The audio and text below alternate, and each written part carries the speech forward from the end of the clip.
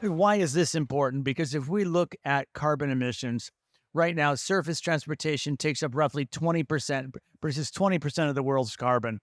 In advanced economies, US, Europe, and certainly here, where you're looking at 25 to 30%. And in my home state of California, more than 40% of all carbon emissions are from surface transportations. If you've been to California, you realize it looks a lot like Abu Dhabi. And I don't mean that in the the people or the things, but in terms of the transportation systems, big wide freeways, big big SUVs, all designed on getting around in a car. So if we looked at Abu Dhabi, it probably looks similar. And we need to reduce our carbon output. I think we agree on this, but that the future has less carbon. We need to look at climate change. We have two choices: either we avoid the climate change or we pay for it later. And we're going to have to pay for, and we're going to have to, and paying for it up front is going to be a lot cheaper than paying for it later. The easiest transition at the personal vehicle level is a transition to EVs. Now, for 15 years, I've been in Masdar City, and I've been looking at the hockey stick at when we're really gonna have the EVs ready to make that transition. We're finally there.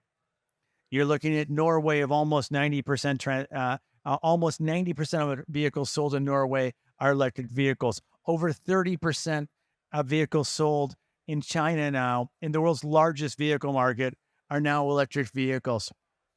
China's putting out a car that costs $10,000 now, an EV that costs $10,000, and an actual pretty drivable BYD for about $17,000 in China, and a little bit more around the rest of the world. So we're finally at the point, I think, where we can say the EV transition is here and it's real. Thank you, Stephen. Wonderful opening. You're welcome, Lutz. Are you devastated? Do you have anything to say, or just want to lie down now? Do you want to lie down on the floor and give up? Because I wouldn't blame you if you did. If you just wanted to lie down on the floor after that opening and give up, it would be understandable. I am shivering in my boots. I think Steve and I do agree. I think fundamentally we do have a problem to solve. It's just how do we go about solving that particular problem, and what problem are we solving? And I think that's where we got to look at EVs. Is it the silver bullet that is currently being promoted, or is it part of a solution? To my mind, EVs are part of a solution. There's also, where do you apply EVs? So some of the examples that Steve mentioned where EV uptake has been remarkable are countries, as an example, that have their energy produced by hydro. So it makes a lot of sense to use EV because they get their energy from sustainable sources. Where in other countries where we're still producing energy from fossil fuels to then power an electric vehicle, to my mind, doesn't make sense. So we got to be very mindful of what problem we're trying to solve. Do EVs make sense, for instance, in dense urban areas where we're trying to control emissions and improve air quality? Of course they do. Do EVs have an advantage when it comes to clean air? Of course they do. There's no doubt about that. The point I would make is EVs, in terms of their footprint and their footprint they have on the environment, is immense. So typically, an EV will have, for instance, double the carbon footprint of a normal vehicle. Now, for that carbon footprint to be paid off takes time. Now, as we will know as well, EVs, in terms of batteries at the moment, the technology is not overly advanced. There's a lot of room for improvement. So the typical battery will last between 7 and 8 years, depending on use, weather, and so forth. So one's got to take this debate and sort of look at all the factors holistically, and to say that EVs are the solution to our problem, I would suggest not so. They're certainly part of a solution. Now I'm going to lie down on the floor and just give up. That was such a strong stance. Exactly. Part of the problem, part of the solution, not the full solution. Look, I don't think anyone would say that there is one singular solution. And I would say for dense urban environments, that there are other solutions besides EVs, particularly public transportation, particularly a metro and in shared transportation, micro-mobility, which are EVs and super fun, are fantastic in dense urban environments. How do we make walking a priority and public transportation priority over transportation in individual vehicles? I think for the dense urban environment. Most of us, though, however, and I'm pretty sure did everyone in the audience own a car? Anyone in the audience live in a place where you don't need to own a car? George, thank you, all the way in the back. He owns a car. So we've reached, anyone who's come to this conference has reached an economic point where you'd like to own your own car. And that doesn't seem to be going away anytime soon. Although you are seeing in particularly developed economies that kids would rather spend time on the phone than have a cool car. And you're seeing that push back in an urban environment, particularly in Europe, where in inner cities, public transportation is more advanced. But as we look at how do we eliminate carbon, every single country has to clean up the grid. Some where they have significant amounts of hydro, or they're more advanced, so where there's significant amounts of sunshine. It was, we mentioned, one of the reasons why surface transportation is 40% of the carbon output in California is because the grid is relatively clean. It's about 50% from clean sources and 50% from natural gas, which is cleaner than lots of other places in the U.S. where they're still using coal, or places where coal is a significant output. And if you're talking about a coal powered, I think you'd have a point. But we are cleaning up the grid, and EVs. While there are other potential technologies like hydrogen, I think we need to reserve hydrogen currently for long distance trucking, for long distance shipping, and potentially for aviation as well too. But that we can integrate a significant more amount of EVs into our current system with less disruption and less infrastructure requirement than other potential solutions. Steve, fundamentally, you're absolutely right. In light of, Did you hear that, everybody? well, it's just Fundamentally, Steve. false hope. Fundamentally, you're absolutely hope. right, Steve. You heard it here first from my esteemed debate opponent. Fundamentally, you're absolutely right, Steve. One more time, do you want to hear that? Fundamentally, you're absolutely right, Steve. Thank you. Seems like a one-sided conversation at the moment. I paid him to come sit in the front row. Steve, you should just debate with yourself. I think it'll be far easier. Actually, I'm not sure it could be easier than this. I think in terms of dense urban fabric, as we all know, cars fundamentally don't make sense, whether they're EV or fossil fuel. So to your point, we've got to look at our strategies in terms of dense urban fabrics. As an example, as we do at Masdar, I think it makes a lot of sense to, dare I say, try and remove the vehicle as we know it and make transportation more efficient. Absolutely, fundamentally correct. And in that instance, it does make sense if we, for instance, use battery powered, provided it comes from clean sources. I think the big challenge we face at the moment is with politicians driving the EV narrative as the silver bullet. I think that's where the problem lies. I also don't think that at the moment, should the targets be met in terms of EVs, that we even have the available power within the infrastructure to meet those demands. As we recently had in your home country, I think it was in California, in fact, where the governor asked people please not to charge their cars because we have not enough energy in the grid. Now, clearly, we've got to be absolutely sure that if we are mainstreaming this type of technology, that the infrastructure can support such technology. Do I think we're there? No, we're definitely not there. I think just to touch on or go back to the environmental part, I think with EV technology still being in the early stages, we've got to appreciate that the footprint of a battery is immense. Also, in terms of its recycling, we're not there yet. So a lot of the batteries are going to waste, which means a lot of the raw materials are going to waste. So we've got a lot of issues to still address with regards to that. Alternative technologies, hydrogen, you're absolutely right. And therefore, absolutely. And then comes, what I said earlier before you joined the conversation. What I said is, what problem are we looking to solve? So if it's carbon, as an example, as you know, nuclear is a perfect solution if carbon is the narrative. If that's the conversation, there's no doubt nucleify or use nuclear, and therefore you can then power the EV vehicles with nuclear. There's no doubt. There's of course concerns with nuclear. There's an associated cost as well, and of course security issues associated with that as well.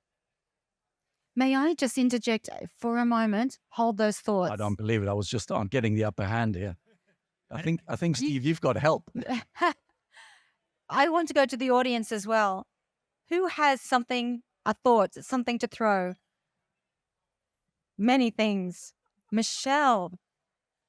Thank you. This one is for Lutz. You emphasize that in some places the grid can't handle electric vehicles, but it depends how they're integrated, because electric vehicles do have the potential to not only increase the resilience of a grid, also reduce the cost and add clean energy if they're charged at the right time.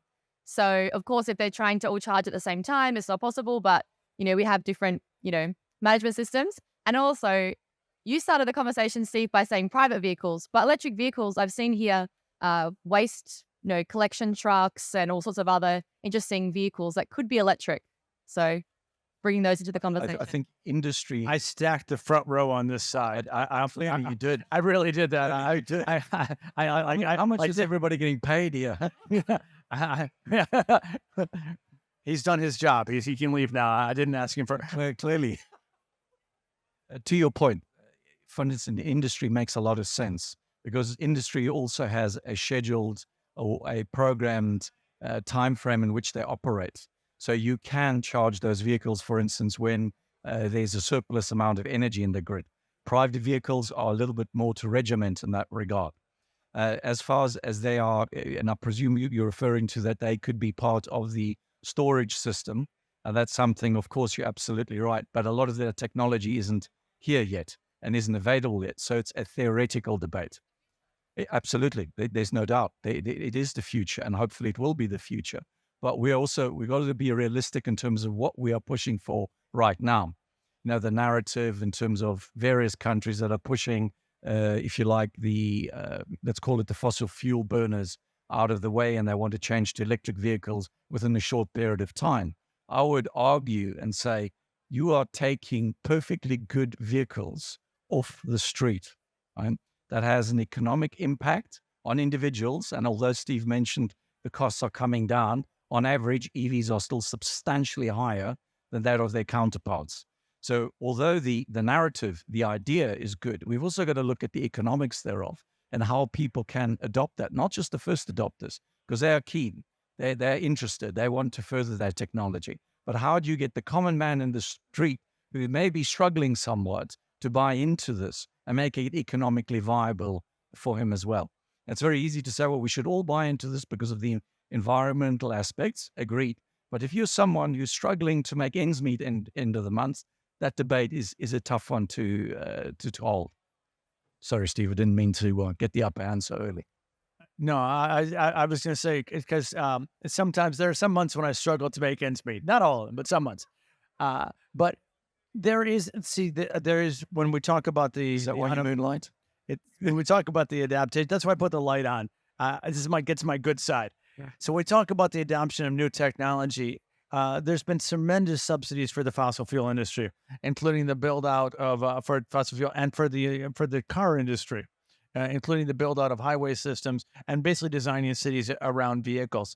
So you're seeing that subsidies and adaptation is important for the electric vehicle industry, and it's making it very affordable in a lot of places. For instance, in California, you can now buy a Tesla Model 3 for about $25,000. So less than 100,000 dirhams in California for a brand new Tesla. I know you want to move there, sir. I'm making this sound attractive. I know. Stay here though. Don't leave us. Don't leave us. Stay here. I'm here. I'm still here. And so a lot of places. Hopefully for a little while longer. But you see that the role of the government has had a great impact on making the car industry possible in general, and has made the solar industry and wind industry by putting stakes in the ground and saying we need to go to a more sustainable future. And that, from my point of view, the quickest and easiest technology to get us there is EVs. And I would say almost from a technology point of view, thank you for bringing up the role that EVs can play in battery storage, can play in the grid, that the actual technology is there.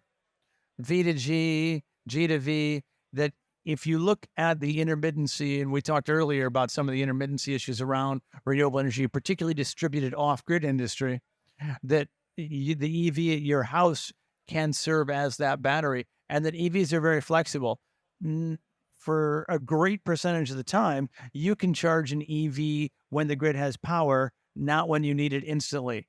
Now, there are places where when you need power instantly, like high-speed charging on the freeway, on the highways and things, where you will need to upgrade the grid and produce more hopefully renewable energy. But there's a lot of places where we have the energy we need at the times when times when industry doesn't need it, when your home doesn't need it, when offices don't need it, that it can go to your car at that point.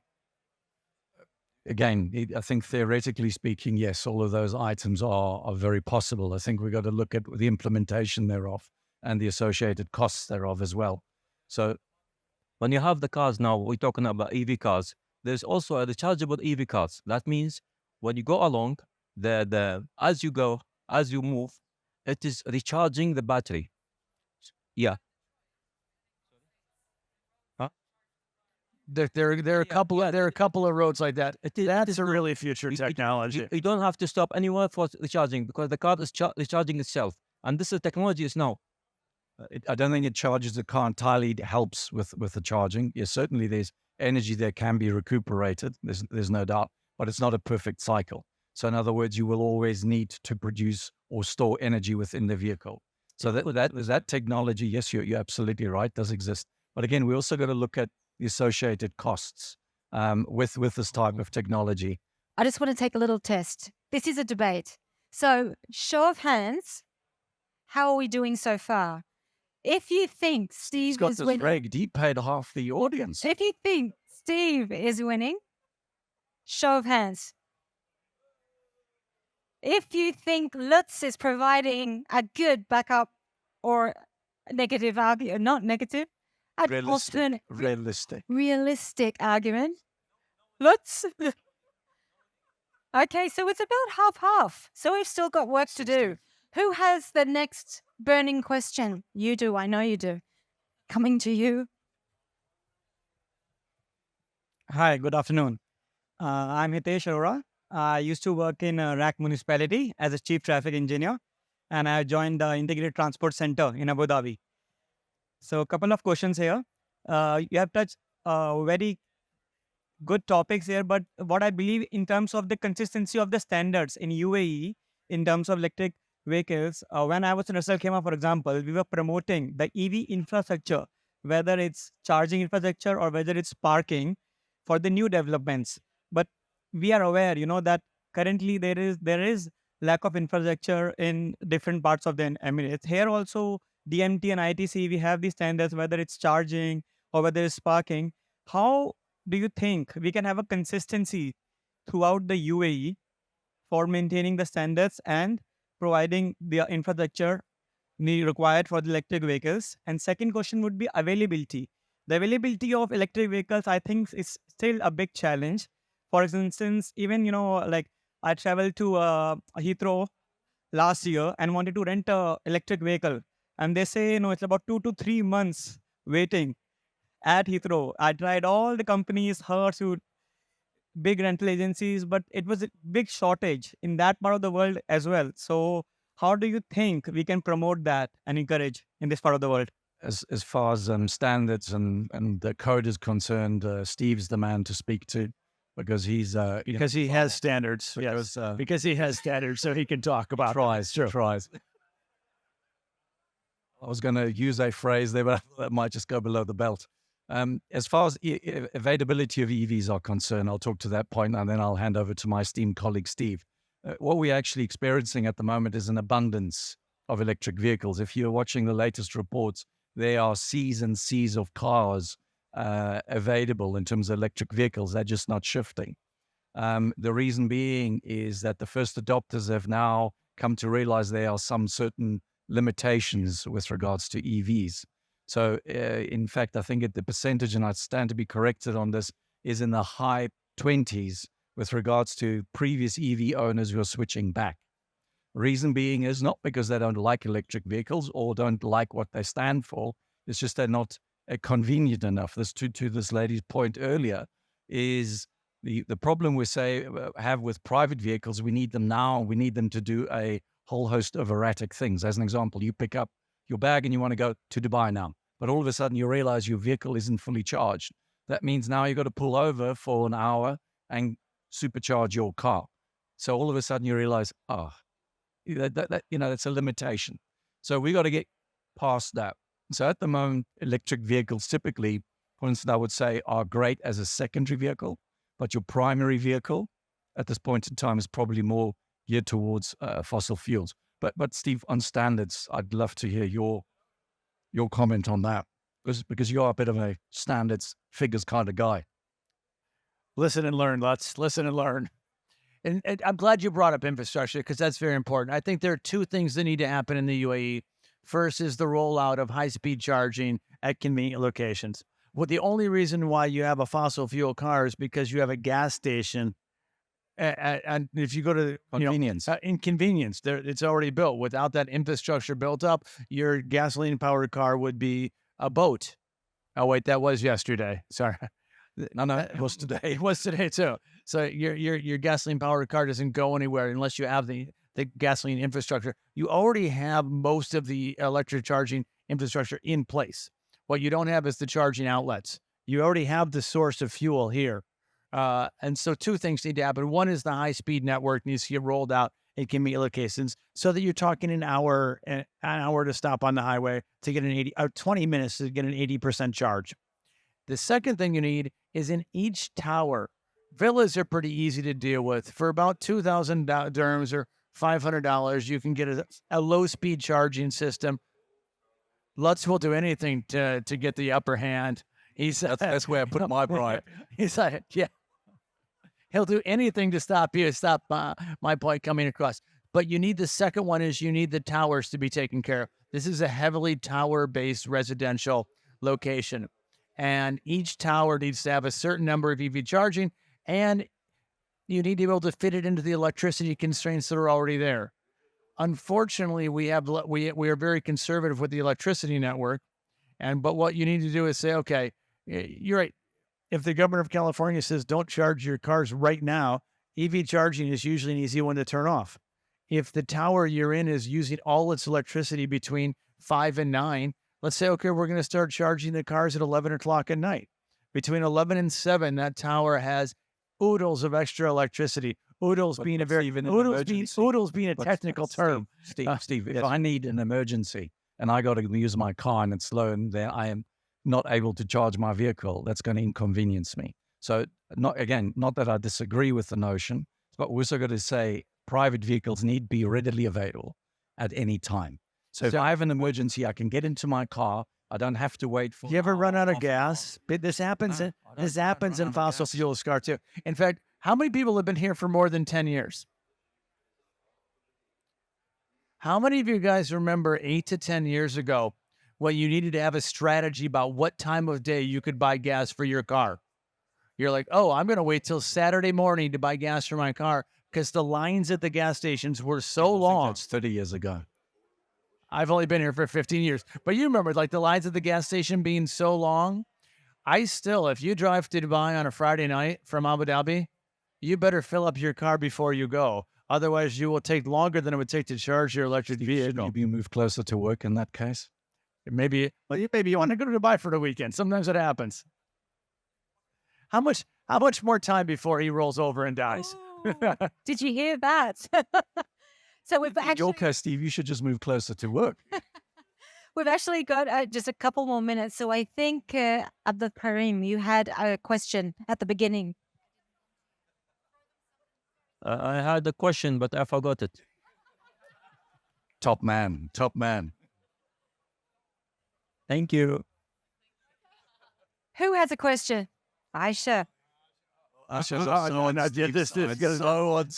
guy. Okay. No questions. Perfect. Yeah, no questions at all. No, I think what matters is like, whether electric vehicles are the future or not.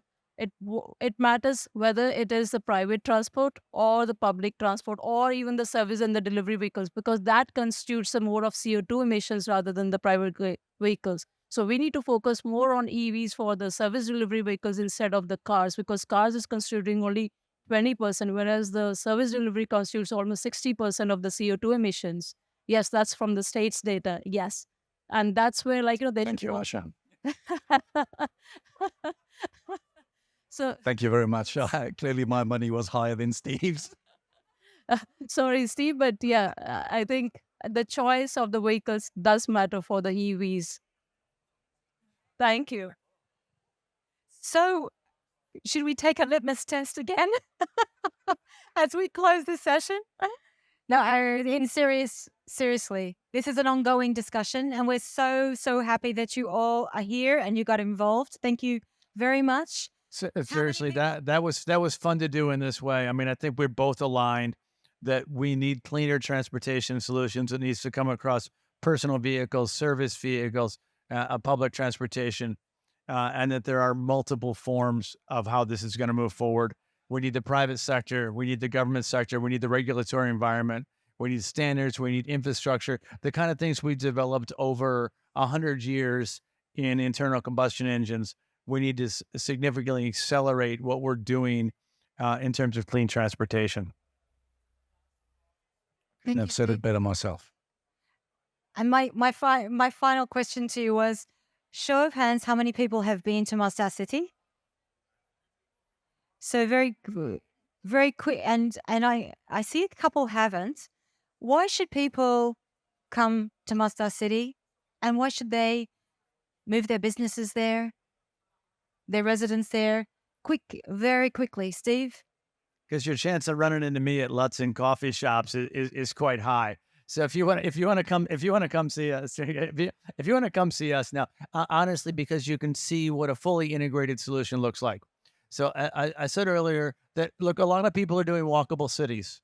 A lot of people are looking at focus on electric vehicles. A lot of people are doing R&D around what transportation should look like. But if you want to come to one place where we're doing all of it, that's what Masdar City is about. It's about the integrated, holistic approach. It's not about, you'll see something, you'll see a whole approach and a way of thinking that you won't see in any other place.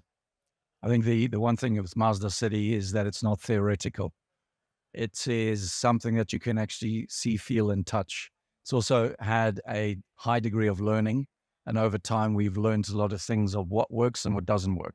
So it's no longer just a theoretical debate. And what works is EVs. And on that note, thanks again. Thank you, everybody.